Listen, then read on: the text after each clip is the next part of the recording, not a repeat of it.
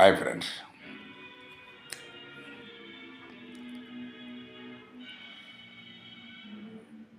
మన దేశంలో అలాగే మన ముఖ్యంగా తెలుగు రాష్ట్రాల్లో కూడా ఈ ఎన్నికలు మనకు గెలుపోవటంలు అనేది అంతా వాళ్ళ చేతిలోనే ఉన్నట్టుంది.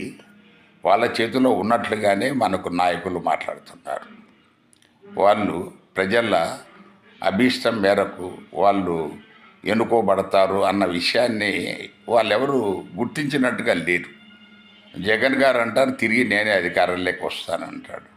పవన్ గారు అంటారు ఎట్టి పరిస్థితులు అని రాడు, మళ్ళా మేమే వస్తాం.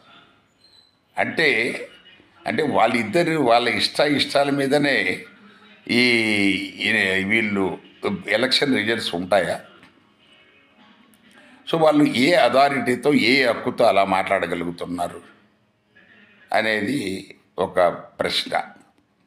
ఇక రెండోది, వీళ్ళు ప్రజాసేవ కోసం రాజకీయాల్లోకి వచ్చినట్టుగా కనబట్టలేదు. ఎవరు కూడా ప్రజాధనాన్ని దోపిడీ చేసి ఇబ్బడి ముబ్బడిగా సంపాదించుకొని తరతరాలకు మళ్ళా వాళ్ళ కుటుంబీకులు నెక్స్ట్ వారసులను రాజకీయాల్లోకి తేవడం, ఇలాగా అదొక ఈ రాజకీయమే వాళ్ళ వ్యాపారము, వాళ్ళ వృత్తి మన అని చెప్పేసి అది పేరుకు ప్రజాసేవ. సో వాళ్ళు బాగుపడుతున్నారు, ప్రజలనేమో అనగదొక్కేస్తున్నారు. సో రేట్లు పెంచుతారు, తర్వాత ట్యాక్సెస్ పెంచుతారు. మనకు ప్రజలనైతే వాళ్ళ ఇష్టంగా వాళ్లకు ఏం మాట్లాడే స్వేచ్ఛనివ్వరు. ఏదైనా మాట్లాడితే దేశద్రోహి అంటారు, లేకపోతే మా ఎన్ఐఏ ఉంది అంటారు.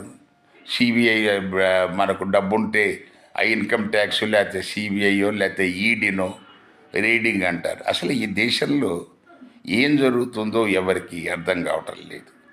ఇది మనకు ఇందిరాగాంధీ ఎమర్జెన్సీ కంటే ఘోరంగా దేశంలో ఉందని ఈ మధ్యకాలంలో ప్రజలు అనుకోవటం జరుగుతూ ఉంది. మరి వాస్తవం ఎంతో ఆలోచించండి. Thank you.